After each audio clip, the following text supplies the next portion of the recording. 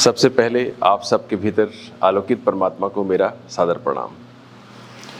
उम्मीद करता हूँ हर सेशन के बाद हमारी चेतना थोड़ी और विकसित होती जा रही होगी, थोड़ा इजाफा हो रहा होगा चेतना के स्तर में, क्योंकि वही उद्देश्य है। अगर उस उद्देश्य की पूर्ति ना हो रही हो तो फिर मेरे बोलने और आपके सुनने का बहुत अधिक महत्व नहीं रह जाएगा। अन्य चीज़ों में भी हम समय बर्बाद करते हैं, यह भी समय का बर्बाद होना माना जाएगा। तो हम पिछले कुछ सेशन में पतंजलि योग सूत्र पर चर्चा कर रहे थे। हम उसे थोड़ा अब आगे बढ़ाना चाहेंगे, क्योंकि कुछ लोगों का आग्रह हुआ कि एक कंटिन्यूटी बनी रहे तो ज़्यादा बेहतर होगा। उससे जो लोग उसमें रुचि रखते हैं उनको अधिक लाभ होगा। तो थोड़ी सी रिकैप कर लेते हैं, जिससे कि आगे के सूत्रों को समझने में हमें मदद मिले। पतंजलि योग सूत्र दुनिया के सबसे अधिक पढ़े जाने वाले ग्रंथों में से एक है।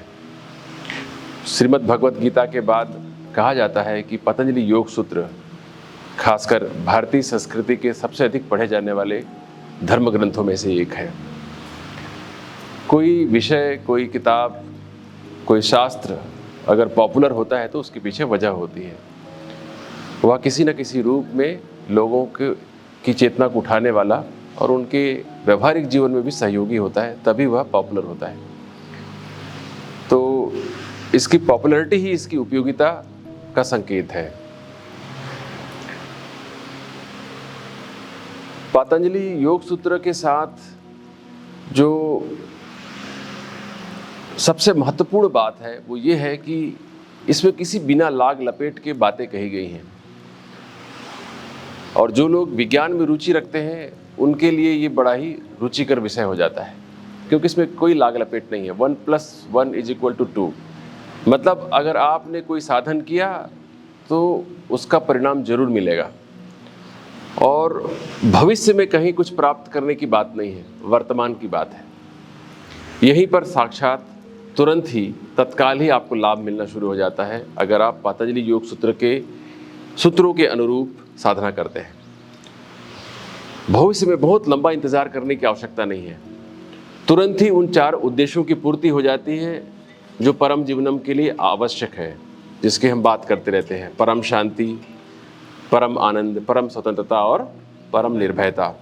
ये चारों उद्देश्य तुरंत पूरे होने लगते हैं और इनकी प्राप्ति होने लगती है, और हम बहुत ही शीघ्रता से परम जीवन में प्रतिष्ठित होने लगते हैं, जिसकी कामना हम सबको है।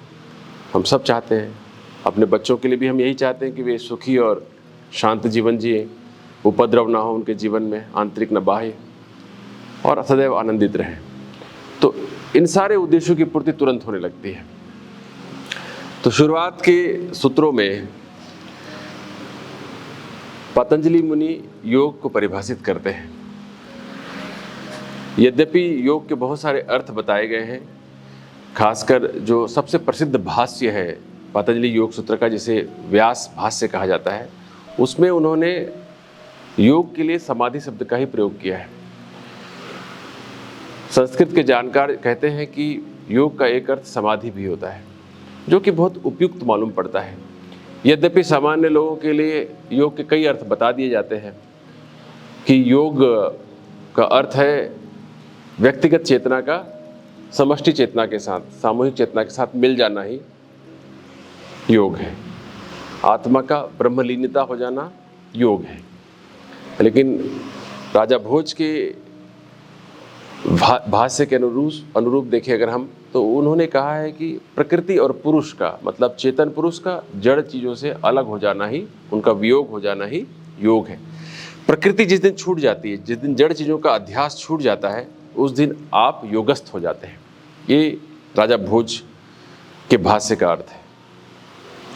पतंजलि मुनि ने सीधा सीधा कहा है, योग और कुछ नहीं है, चित्त की वृत्तियों का निरोध है। योगस चित्त वृत्ति निरोधा।